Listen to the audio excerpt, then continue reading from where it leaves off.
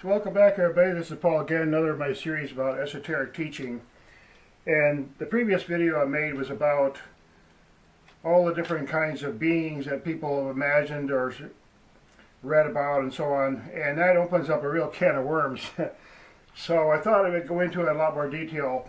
First of all, I want to say, look, I haven't seen all these kinds of beings and people talk about, and I've had my own experiences and understandings about different things through meditation. I've read a lot of books, and some of them I'll share with you today. But what I want to do is transmit on to people, look, this is what I've learned here. Maybe something I say here will trigger something and get your curiosity going and so on, and maybe connect a few dots. So the first thing I wanted to say was that in the esoteric teaching, the fundamental teaching of beingness is we start with this oneness. We start with this one great being, you might say.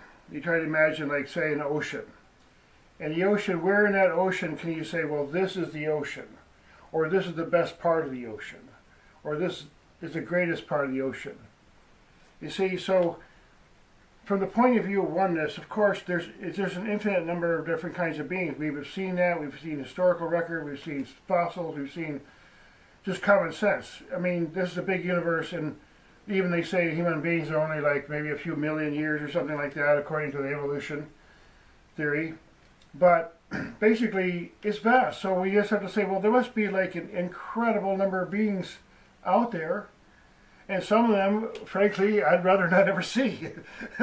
If you ever see a picture of an ant really close up or something, so frankly, it's pretty obvious that there's a lot of beings. But again, it really comes back to, well, what is the function for us as we, particularly in our own purpose of our life, as human beings? What can we do? What is our goal? What is our fulfillment? And that is expanding our consciousness and going back and getting more of that oneness to experience our own nature. So in a way, curiosity about all the other different kinds of beings, I mean, we need to get peace in our life first and joy and all that, but there's a lot of people who have curious minds and want to know things, and that's part of the evolution. So I'll talk to you a little bit about some different words and phrases here that I've come up with. The whole idea of beings and how we become our own fullness of our own being is through our relationships. So in a way, there has to be some kind of duality, so that no matter how small the being or what level or what area of consciousness they're aware of, they can expand and grow through the connection, the relationship. And that involves a certain amount of polarity. It involves a lot of change. So the ancients have had a whole lot of thoughts about this subject, and I hope I can get them in some kind of an order for you. But one of the biggest concepts that they talk about is involution and evolution. At the core of everything, there's a great breath. You might say is the great breath, the name about which nothing can be said, the thing about nothing can be said about, the infinite, whatever, the formless, the endless. There's that, and then there's, in that envelope, you might say, just like the ocean, there's all these other kinds of beings, and that beingness breathes, you might say. It has cycles. That's why getting in the rhythm of different cycles makes a huge difference in our life, and I'll talk about that in any of the other videos. But today I'm going to talk a little bit about the different kinds of beings that I've read about and heard about that are going through either an involution process, where they come from the very beginning. What is a consciousness? Is this underlying fabric, you might say, of the cosmos. It's invisible. It's just this space, you might say, and in that fabric, from that fabric arise the tiniest particles. And that if we take the assumption that we've been talking about in other videos about the fact that there's consciousness at the root of everything, and you can become aware of that as a practical reality if you move in that direction and open your heart and mind and try to understand that by realizing that there's a vast consciousness that's inherent in everything, it doesn't diminish the glory of being a human being. It doesn't. That's why worship and so on, in a way, I mean, there are people who just adore their dogs or their pets, and there's a good reason. They almost like they have this dear relationship with another being. So from one point of view, one culture, they might think, well, that's weird. How come they hug their cow? I mean, I eat my cows, you know. So it's part of that process where beings become perfect, they get more conscious, and they do that through the interplay in relationships. So another very, very powerful phrase was this simple one, as above, so below. That if you can imagine all the beings, there's a cosmic brotherhood on some deep level that there's nothing else but the infinite oneness. So what, I mean, where are we going to go? So what's the conflict here? We're all basically trying to get more conscious, to allow more of the subplane, become more aware of the subtle consciousness that we have, and grow. And that involves, again, the relationship. Now, some of these different kinds of beings, now I've read about, let's talk about one that's called the devas. Now, the books I've read, there's a lot of different kinds of devas, and they have different kinds of manifestations and strengths and so on. But the devas the devas are like the angel. I mean, it's divine. That's where that word comes from, actually. Deva, divine, the devis are the female. Basically, you might consider a type of being that, you know, we have all these different choices, and we go about doing our things, and we make all kinds of decisions, and that's part of our particular growth. But let's say there's a kind of being that they're resonant at a particular frequency, and they're locked into that frequency, and they tune in like a deva might have a real,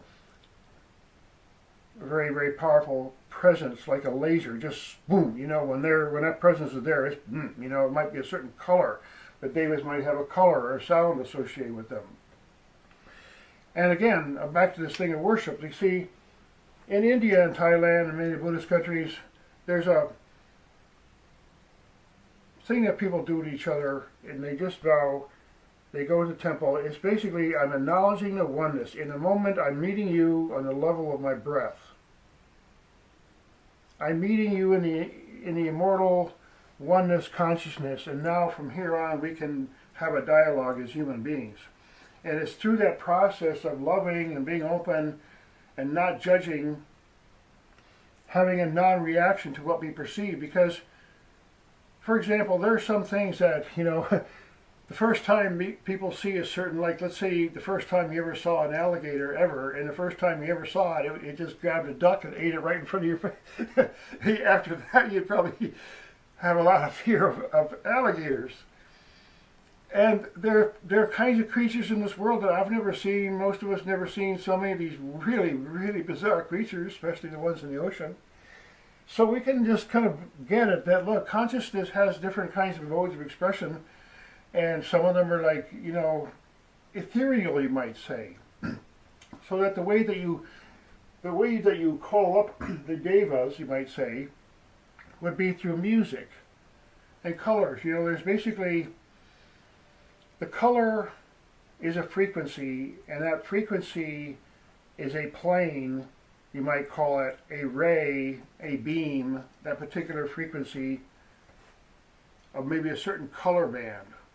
So that they say that the devas might be on a lot of different kinds of color bands. There's the red ones and blue ones and the violet devas and so on. So that's one area. Now, there's another whole group of beings called the fire beings, that they say that when every intense fire, the beingness in fire, like there's many different kinds of flame, but the heat and the certain element of fire is a something.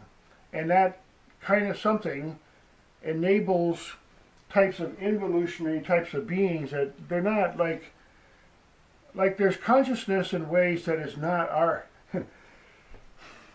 it's hard to really kind of grasp, but if you practice meditation law and you get away from your physical senses, you can start to understand that, look, there's beings out there that perceive in very, very, very, very different ways than we do, and yet they perceive. And so, and there's beings out there that, you know, from our point of view are really, really, really ugly, but from the point of view of a whale, human beings are dangerous and ugly. So it's all a matter of perspective. But I think we can all agree deep down, there's common sense, that there's all kinds of beings that we know about. There's all kinds of beings that we know are extinct. And we know there's all kinds of beings that are going to happen in the future. So if you look out in the universe, you must think that it's got to be full of life. All different kinds of totally weird things. You know, I mean, there's got to be weird stuff out there, right? So that's my opinion about that subject. But let's go through a little more of this here. These different kinds of bodies allow different kinds of perception, for example. You know, for example, I mean, if you were born into a reptile body or snake body or something, I mean, heat, and I mean, it'd be very different, you know. Same way with if you're born into a cat's body or a dog's body. It's very fascinating from the point of view, if you meditate, you sit there quietly sometimes and you observe an animal. Just listen and observe with that non-reactionary point of view and try to understand another being's consciousness. Human beings, all of us here, there's a sage I heard one time, he said that they're celestial beings that yearn and pine for the human body. Now the next time you're out shopping and just doing whatever, this game, or think about that. They're celestial beings that wish that they could have a body like ours so that they could come out here and celebrate and do this and live on this heaven on this earth and celebrate and have bliss every day. So I believe that there's a whole lot of different beings, and again, here's another word that pops up a lot of times, is hierarchy. Basically, it's like a tree, and the flow of information, the flow of awareness is oneness is the concept here. Where's it going to go? We're not working on divisions here. We're working on the nerves in our brain and our body. They're all tied together. Basically, a lot of these types of beings are just conduits for different kinds of energy. For example, the devas might be able to step down cosmic energy so that the human beings can receive it. See, and there can be a mutual relationship between these types of beings and us, because, for example, there's a dog and cat, and they have a mutual harmonious relationship with us, and you know, from their point of view, we look really weird, but you know, we feed them, so it's the same kind of situation where we have to have some kind of a non-reacting kind of perception and a little bit of humility, and try to understand, look, okay, who are we? We are really angels ourselves. This body here, you know, there's a place in the Yoga Sutras of Patanjali that says that beingness is one thing and the form is another, so that all different kinds of beings can take a human body, if you understand the concept. So let's say, for example, the being that's the earth, or the being that's represents a certain huge energy or principle, needs to have the humble human life to take part and do their little dance and discover themselves, because we're all just discovering our own being, and the more we know of each other and our own being, then the more blissful it really is. So this is a really vast subject, and I'm very aware of you know, all the various discussions these days about various kinds of beings that are approaching humanity.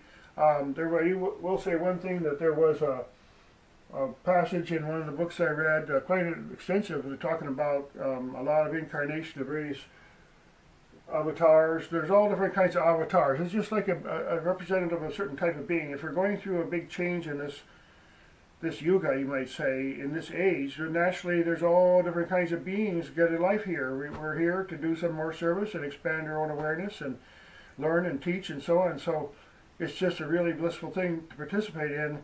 And again, you know, it's not like there's one part of the ocean that this is the special part over here. It's just, you can't really say that. The consciousness is a part of this big oneness that I keep talking about. And I hope people enjoy my videos and like my Nevada t-shirt here. So I appreciate all the good feedback, and I enjoy making the videos, and I'm still learning a lot of stuff, and there's a whole lot more to come. If I can make the videos quickly and put them up there, then I can come out with a lot more content. So thanks again for listening.